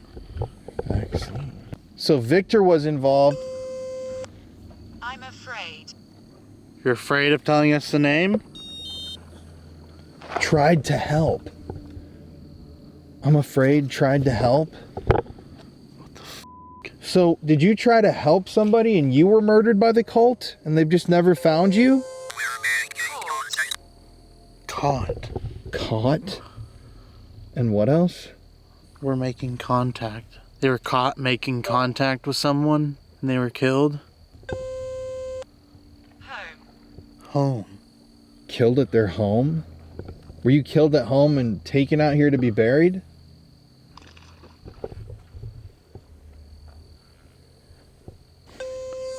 No. Appear. They appeared at your home? Maybe they abducted them from their home and took them out here. Is that true? No. Found guilty. Found guilty. Yes. Guilty little girl. Found guilty little girl? So this person who was involved in their deaths was found guilty for a little girl? There's something moving around back there. My name is Edward. What the f? What? Right there. What is that? I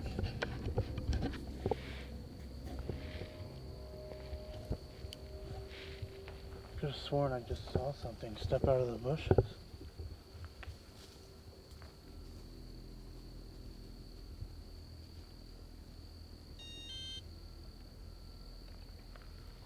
was kind of big. Yeah, I don't see anything on the camera moving around. Oh, shit. Yeah. Turn it back on. I really don't like that it's not moving when we turn on the light, but when we turned it off, it starts going. It's like it's trying to get close to us in the dark. Bear. Shut up. It actually said that right now. They ain't got bears around here, though. I right? know. Take a right. Saying fucking Yeah, get try out to of leave here. now. Said, who gasoline? See if it makes a noise when I turn this light back off.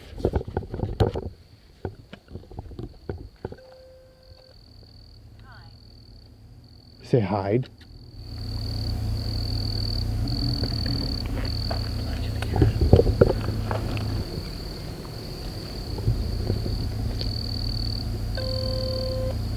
It's a game. It's a game? I gotta ask, where did they summon this demonic spirit at? Was it summoned out here at the Twin Buttes Reservoir? What the f, bro? What the hell? Devil, Satan, and demon? Now I'm like, some devil's gonna run out of the bushes. Goodbye. Ugh. Oh, God. So they summoned this thing out here at the reservoir? That's creepy. Something's in those bushes like stalking us right now. Cattle again on 2 devices. Did they sacrifice a cow to summon this thing? Like a cattle mutilation? That was big in the 80s. That happened all around Texas. Like they mutilated a cow?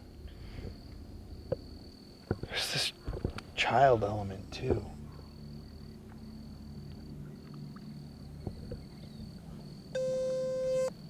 Give.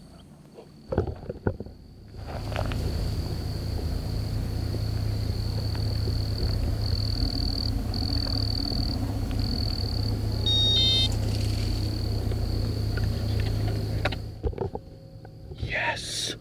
That thing's big, whatever that is. Yes, they summoned it out here, bro. What Yes. Yes. What? No way. You that's What? What? What? I heard it again. No. The f is it, dude?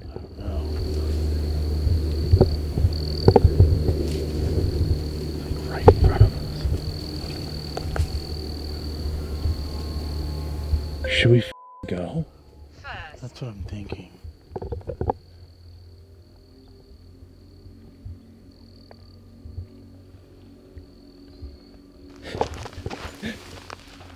Oh, shit.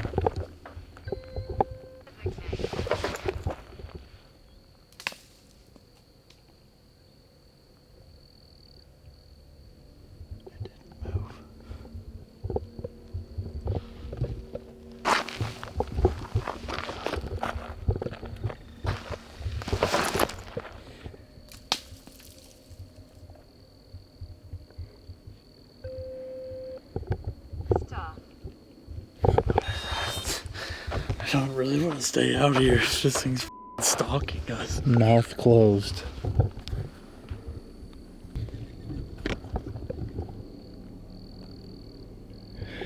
It's kind of creepy. It's moving around. Only when the lights off. In the grass. In the grass? That's what it said? It said grass. Well, that. It's over there in the grass I know. right now. Are we hearing an animal right now? No.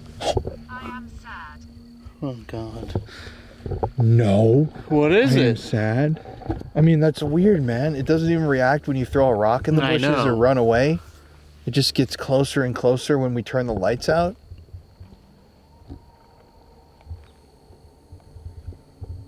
Should we leave this area? Is it dangerous to be here right now?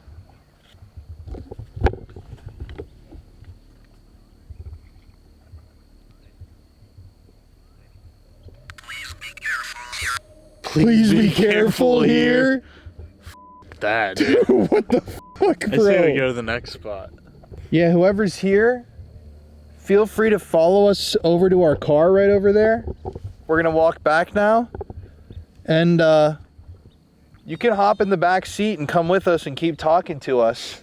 We want to find out more about this devil, Nicholas. All right. Well, guess we gotta approach.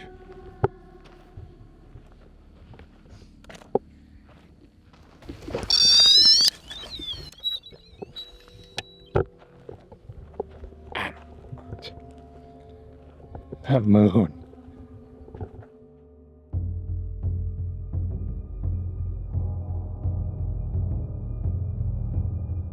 So,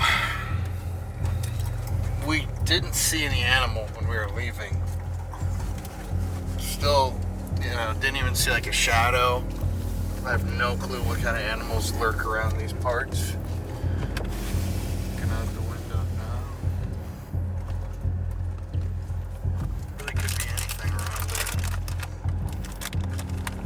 there. We were way down there out the window. But right now we're just gonna drive around and see what spot calls our name around this reservoir. Because I mean, really, if we're looking for like potentially people who've never been found, bodies that could still be out here, White Sox, Sally and Shane, any of the people whose bodies were dumped here, I mean, those spirits could be anywhere. And then you have the theories that like bodies in water, like reservoirs or lakes, just have their own energy, like magnet battery for paranormal activity. But it's creepy out here, man. We're like the only people that... There were some people that were here about an hour ago, and now we're the lone wolves here at the park. But just like the bridge. Just like the bridge. It's definitely spooky out here, though. It's very remote. So, whoa. Almost ran off the damn road. Don't do that. Alright. Come back when we find a place. What? There's like a coyote over here. Well, I love that. Oh! What the what? Some just shh. Probably a snake. Oh.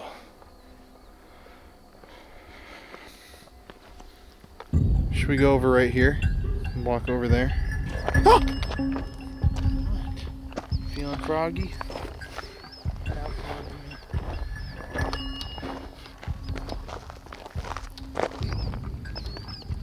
All right, so we've come to another part of the park here. As you can see, still very creepy with the reservoir right over there. Our microphone just broke. Oh!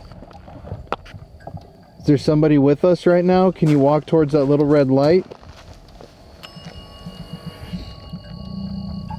Okay, the moment that we set this up, we've started to have EMF spikes and the bell. What the f***? Going crazy out here. Did you follow us over from the other part of the reservoir? Tap that little red light, that bell right there, if that's true.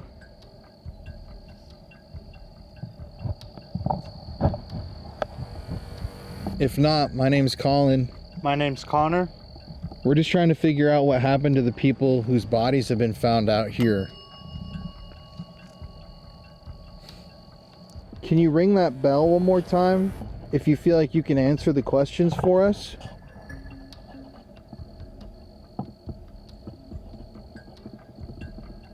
All you have to do is speak out loud.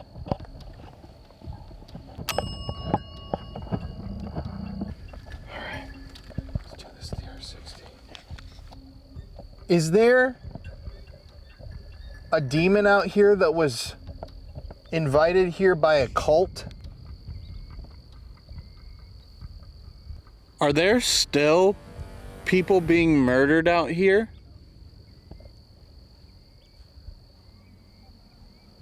If you were here on the night that Sally and Shane were murdered, can you name one of the people who killed them?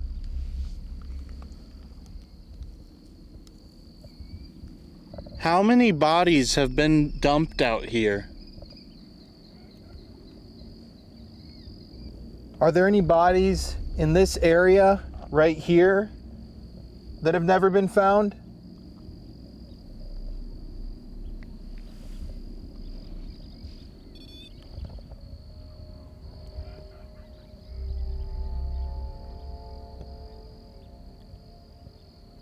How can we help tell your story?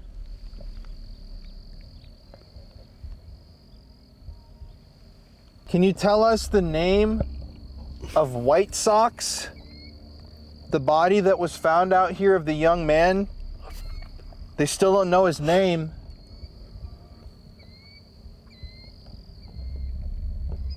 Is it safe to come out here?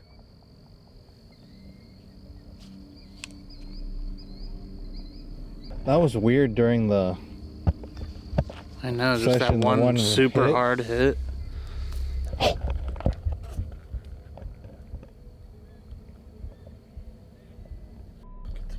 Dude, what the f? Ah, I just got attacked by a bug. Okay. Oh. What the f, dude? I can't see anything with this. What does that sound like? Sounds like something Fucking running through the bushes. It's crazy how we've been here for like 20 minutes and haven't heard. Oh, no! Jesus fuck, I dropped the big fucker. God damn, dude. You want to go listen to this in the car? It's so weird. It's like fucking followed us. It was the amount of time where it would come walk. It would walk and like come over here.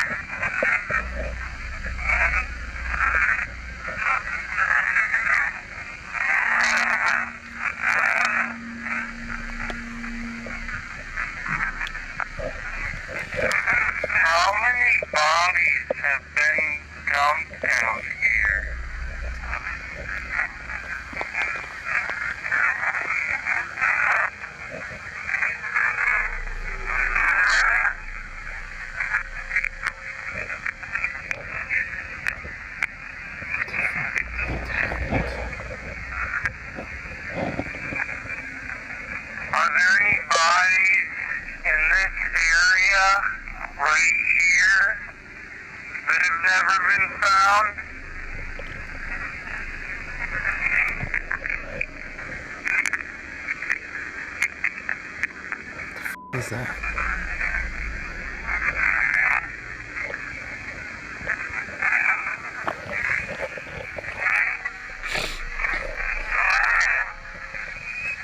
It's got a really strong ammonia smell. Ammonia? Hold up, this is almost done. We'll talk about that. I kind of smell something too.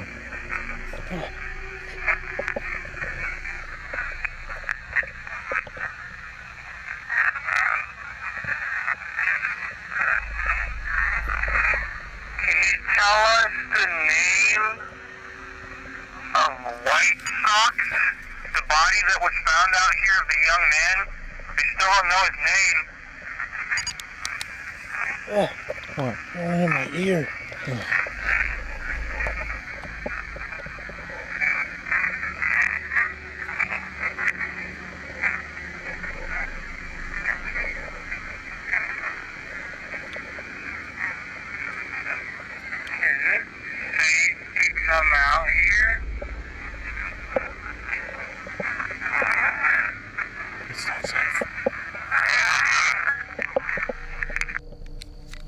That doesn't know. Well, I mean, what the f is that ammonia smell? I smell it right now.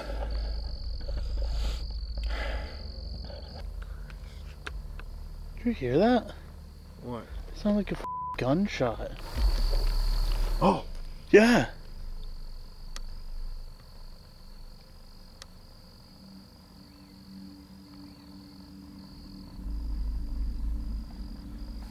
It's a hunting time up here. Like you can get a hunting permit for this area. I thought you were talking about like us. Like we're gonna get hunted. I mean, there's something in there right now. Yeah, there's something hunting us. Let's walk before we go back to the car. Into the... No. I just want to see what's around this corner right here.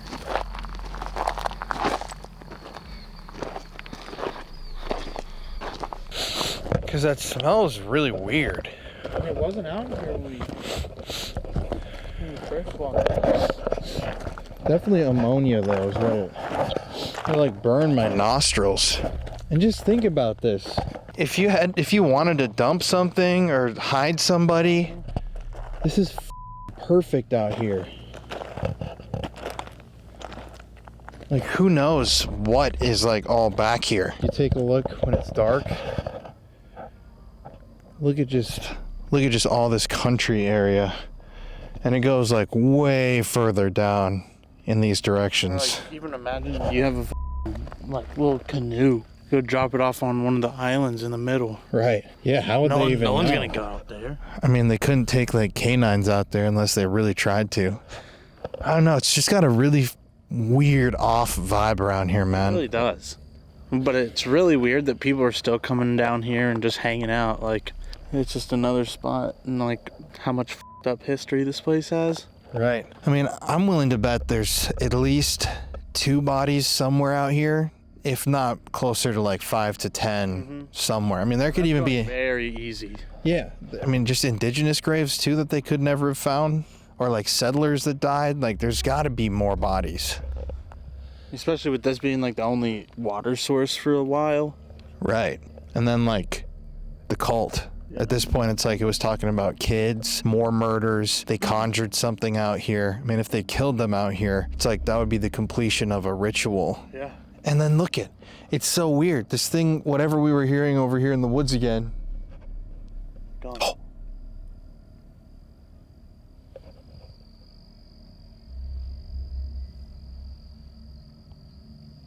I get freaked out up here. I know. I keep feeling like when I look around, I'm like seeing like a shadow like right behind us. And we're not trying to be cheesy or like make this something it's not, but you know, there are lakes that are peaceful, and then when you know the history of a place like this, like it's bad history, and it's a place that people still enjoy, but I think it's time to do the Estes and see what we can get. Hey everybody, it's Colin here. Thank you for watching today's video. Hello to all the new subscribers and hello to the rest of our beautiful, wonderful, spooky family. As you know, every single week here on the channel, we give away a free gift bag to one lucky viewer of the show. And this week, to enter the contest, all you have to do is like today's video, let's smash that like button, and comment "unsolved" in the comment section below. I'm going to give y'all 10 seconds to do this now. 10, 9, 8, 7, 6, 5, 4, 3, 2, 1. So go comment. You can comment multiple times. It helps the video so much. But anyways, let's get back to today's video. Thank you for listening to my little spiel. I love you guys so much, and stay spooky. All right, guys, so to end this episode at the Twin Buttes Reservoir, we've had some really interesting contact tonight. Sounds like the cult succeeded in conjuring some sort of bad energy out here. We've gotten some names that we're going to look into after this is done. Gotten some really good evidence, some voices on the DR60 that we couldn't decipher just yet that I'm going to in the edit. And then something like moving around in the grass around us, which is freaky. So we decided to come to the car, and we're gonna have Connor sit in the back of the car and do an Estes and an automatic writing session at the exact same time. So basically he'll be reading the responses as usual, but as we've been doing in some of the last episodes, we're gonna have him draw anything that he's seeing or any messages that he might be receiving, which I think is gonna be super interesting. Without further ado, you ready? Yeah. If this doesn't turn out well, it's because multitasking is kind of hard for me to do. Oh, just feel. Yeah. Just feel. Hello? First of all, I just want to ask, who's here with us right now? What's your name? Whatever you say. Are you saying I can call you whatever I want to? What the hell? Why'd that light just turn on and off? Free them. Free who? Can I just ask? My name's Colin. That's Connor. Can you tell Connor your name or who you are? Anything about you? It's so beautiful. History's greatest. It is beautiful out here. Okay, he looks like he's drawing a car and some trees. Who is this? Can you give me your name? It's all a lie. What's a lie?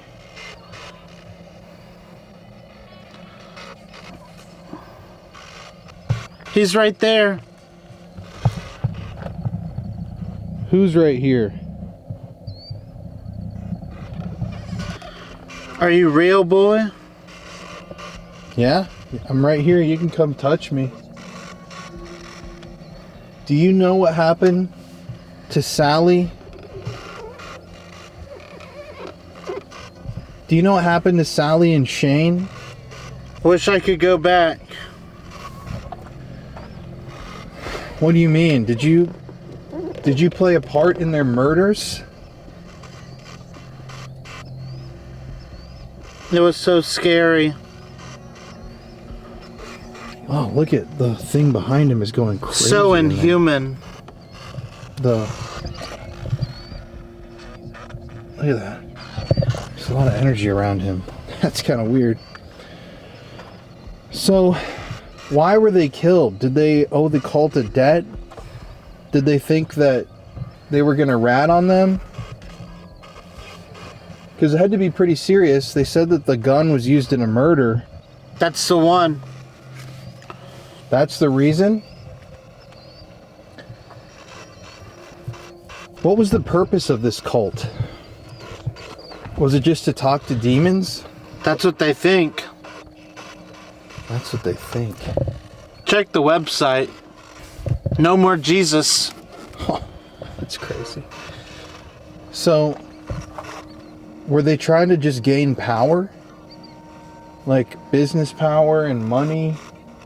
Wealth? Okay, he's drawing.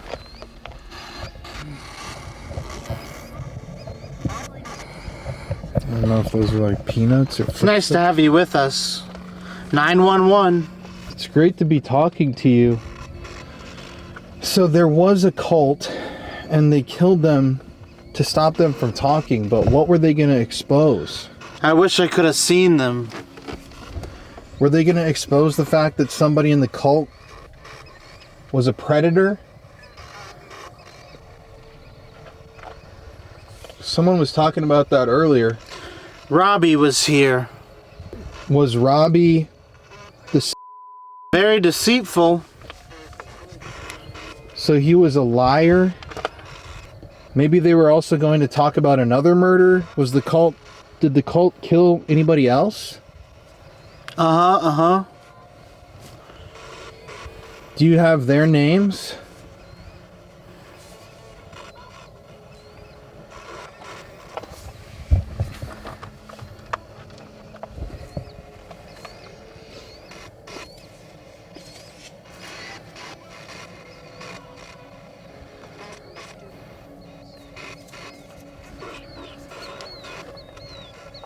I keep feeling like someone's like Turn on the radio station. walking around me. Just like I feel like I'm being watched out here.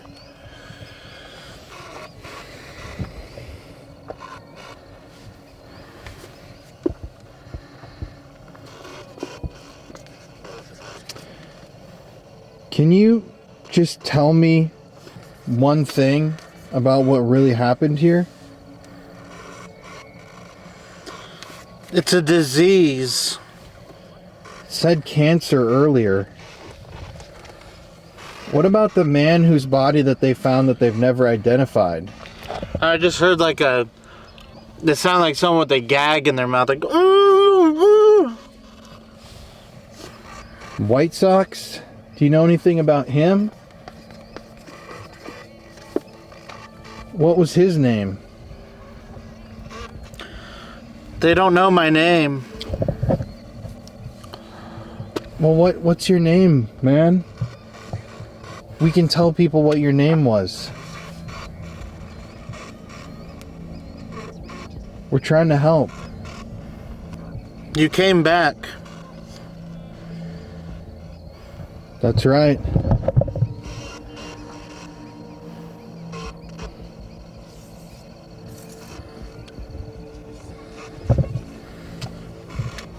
What White Sox? What's your name? The Widow. You had a wife before you were killed? Is that true? The tunnels where they hunt? Why can't you tell me your name? Is it something you're not allowed to do in the afterlife? Yeah. Can you give me any clue about who you might be, White Sox? They went to my school. The people that killed you went to school with you?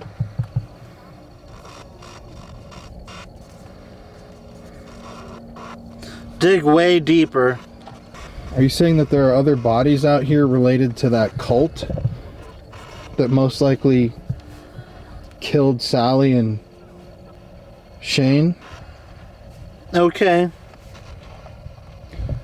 Where would they look for more bodies? This is a big area.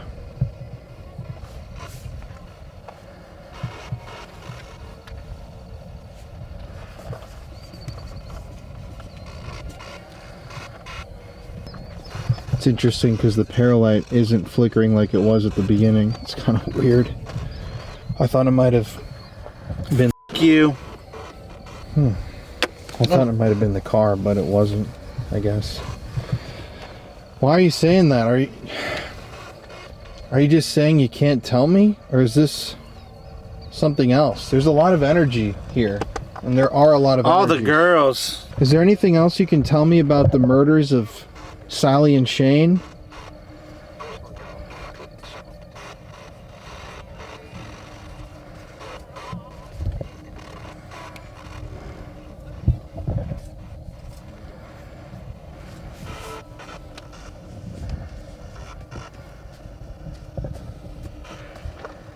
Anything?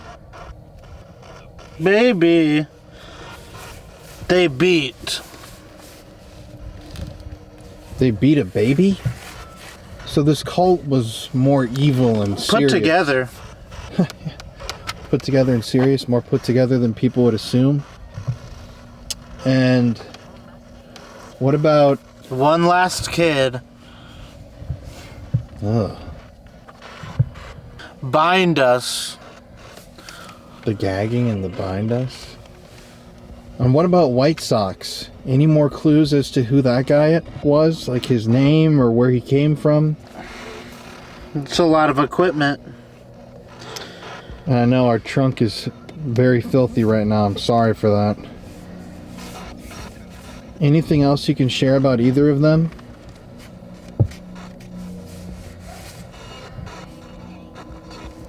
Jeff. No. Jeff was involved? Or Jeff was White Sox's name? Are you out? This is so confusing. God, I keep feeling like... No, God. So were you in this cult?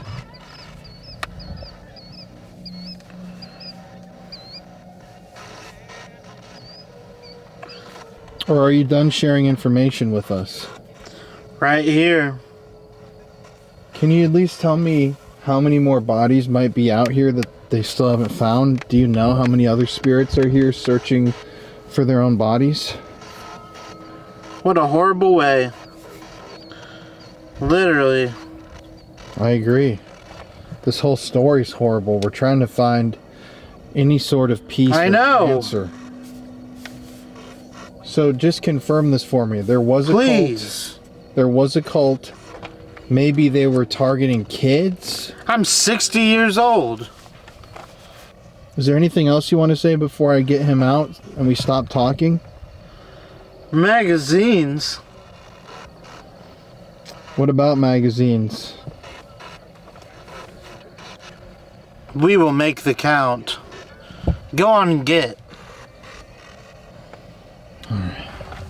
Oh, that scared the shit out of me. Sorry, man. Holy shit. Some very, very on point answers. Really? Yeah. This is... Yeah, what? Explain this to me. I've been wondering the whole time. So... Hold it my direction so I can see it. This... at the very beginning, I was seeing stars. Like up in the sky. And then... This was like an old classic car. And then I was seeing like footsteps. I thought those were peanuts. There was like footsteps coming up from the water. These are waves. Then I saw like 3 happy faces. 3? And then 1 frowny face.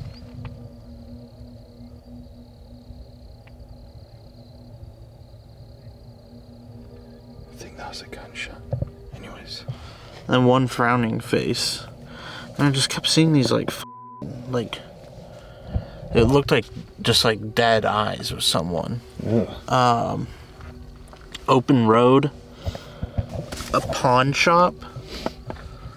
Interesting. Kept seeing a tombstone, but there wasn't like any name on it. Find it. There's no time. I don't even know what that says. And then a Robbie, or like robbery. And then that there was a struggle. But then I did keep seeing something was showing me flowers. Well, we can bring them flowers. That's so weird, dude. Like, the responses that you were saying, it sounded like kids were involved. White Sox, we got the name Jeff, and then something else. And then I think that was Robbie. I said Robbie. Robbie. There was like a choking and gagging. Saying the cult was real and they were killed because they were going to tell the police about something. Maybe they were going to tell the police that one of the cult members had like a But all this stuff is really interesting. Also, more bodies out here. Really? And weirdly enough, that paralight behind you was like cracked open, and at certain points... It's still going. Yeah, it was going like crazy.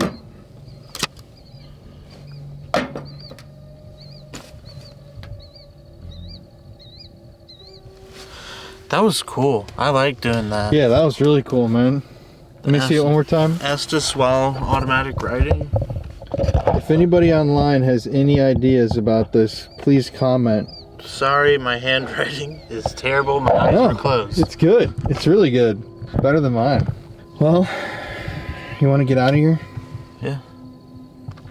Thank you to anybody who's spoken with us this evening. We really appreciate it. And to whoever that little demon thing in the woods. Oh yeah, it said that was real. Oh, fuck.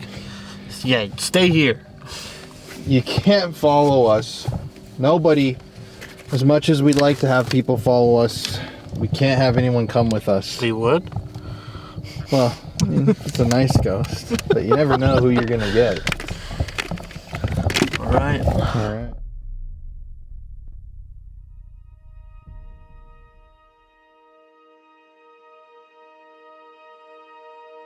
So right now we're at the Belvedere Memorial Gardens here in San Angelo, Texas.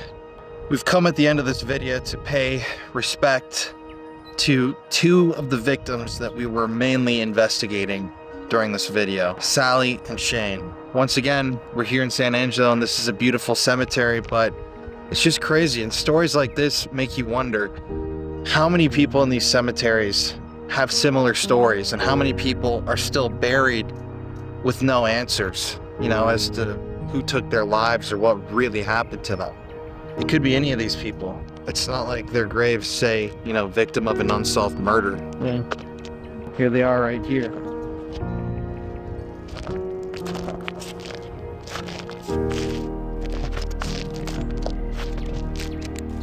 Something I will say is that you don't really see victims of crimes buried right next to each other like this. I'd say this is highly unusual in the world of burials.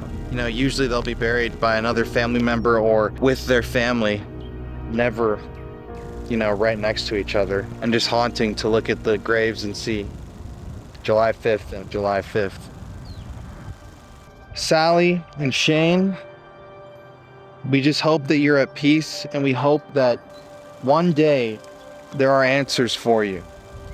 I don't know if we were speaking to you while we were out at the Twin Buttes Reservoir, and we truthfully still don't really know what happened to you. But if you did come speak with us, thank you. And if you can hear this message, we're keeping your names alive, and we're also keeping the fight for justice alive.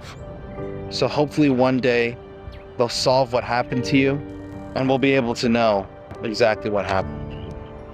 Sally, this flower's for you. And Shane, this flower's for you. Sally and Shane, we want you to know that we're really sorry about what happened to you. And we want you to know that your story hasn't gone cold, that we're still going to fight for justice to see what we can do to help figure out what happened to you. So if you were speaking to us last night, we want to say thank you, and we hope you can rest in peace now.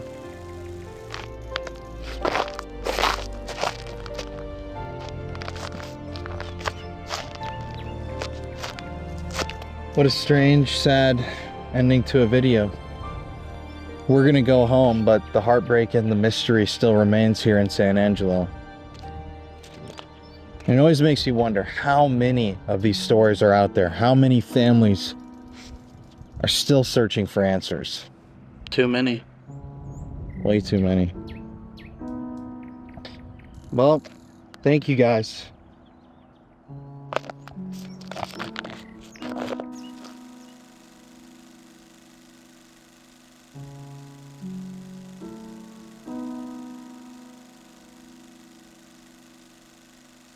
So yeah, at the end of the day, please comment your thoughts on what might have happened here, what you think happened to Shane and Sally. Let me know what you thought of this evidence. I'm just really eager to hear from you guys about what exactly your thoughts are when it comes to this entire video, because it was pretty crazy, like some really, really dark energy out there. I don't know if that has to do with these rituals and these cults that have met up there over the years, these things that people have done out there. The deaths, the bodies. I mean, there could be bodies that have never been found that are just in that area. And that's a frightening thought. I don't know. The more that you do this, the more you investigate the paranormal, and the more of your life that you dedicate to trying to find these answers, I think truly the more confused that you become. I'm the type of person where I never want to tell people what to think or what to believe. I just want you to question everything. You can question me, you can question anything you'd like to, that's totally fine. But this is all just food for thought, and you're free to make your own conclusions. Hopefully, I hope and pray that one day Sally and Shane, they get some sort of justice in their case, but it just doesn't seem like that's coming anytime soon. Especially if the allegations are true that there's some sort of involvement from the local agencies in covering this stuff up. But yeah. Thank you guys for watching tonight. I will be back next week with another episode of the Paranormal Files. I love to have you guys here. It's always incredible. Have a great rest of your week. I love y'all, and stay spooky.